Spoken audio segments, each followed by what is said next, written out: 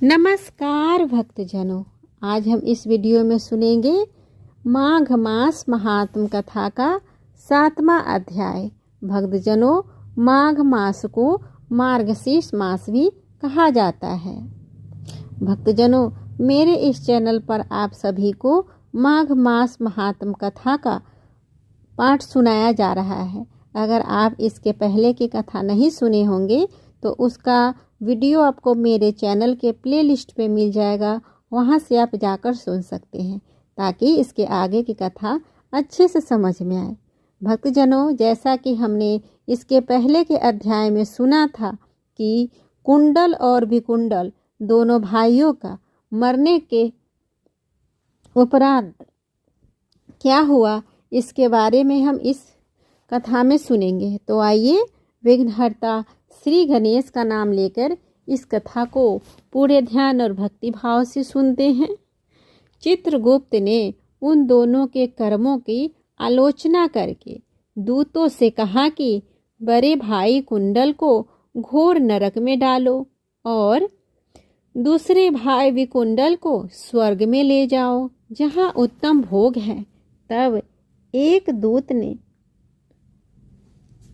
कुंडल को नरक में फेंकने के लिए ले गया और दूसरी दूत बड़ी नम्रता से कहने लगा कि हे विकुंडल, चलो, तुम अच्छे कर्मों से स्वर्ग को प्राप्त होकर अनेक प्रकार के भोगों को भोगो।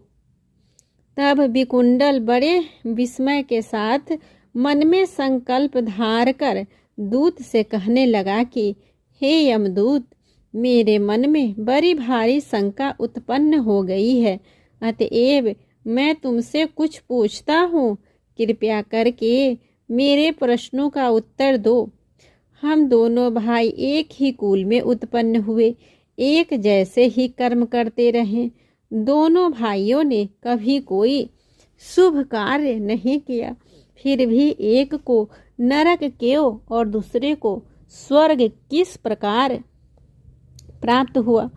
मैंने अपने स्वर्ग में आने का कोई कारण नहीं देखता। तब यमदूत कहने लगा कि हे विकुंडल, आप माता पिता पुत्र पत्नी भाई बहन से सब संबंध जन्म के कारण होते हैं और जन्म कर्म के भोगने के लिए ही प्राप्त होता है।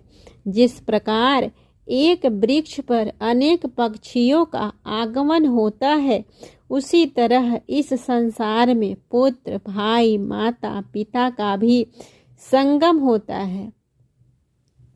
इनमें से जो जैसे जैसे कर्म करता है वैसे ही फल भोगता है। तुम्हारा भाई अपने पाप कर्मों से नरक में गया, तुम अपने पुण्य कर्म के कारण स्वर्ग में जा रहे हो।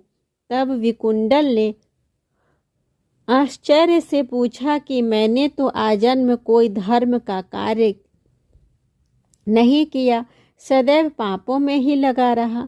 मैंने अपने पुत्र के कर्म को नहीं जानता। यदि तुम मेरे पुण्य के कर्म को जानते हो तो कृपया करके बतलाइए कि तब देवदूत कहने लगा कि मैं सब प्राणियों को भली भांति जानता हूँ, तुम नहीं जानते।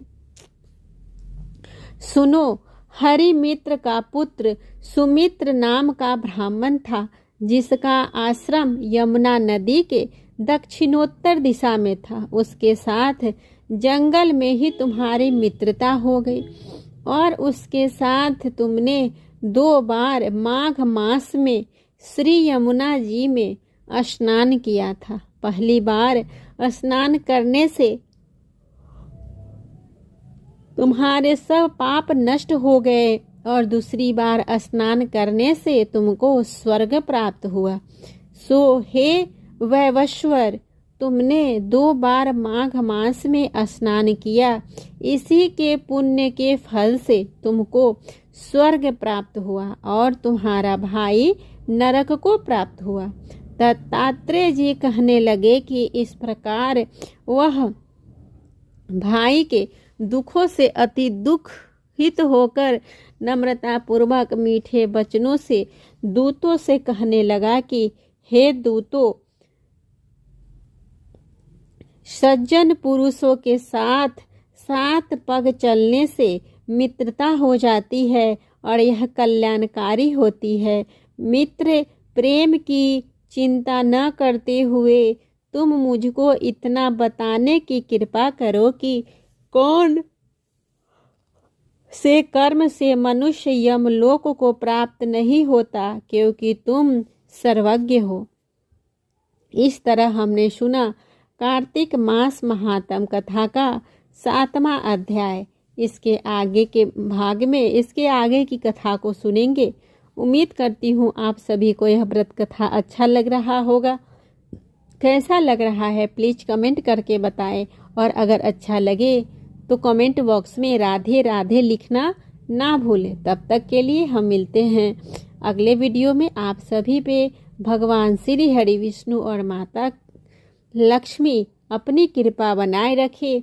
ओम नमो भगवते वासुदेवाय नमः।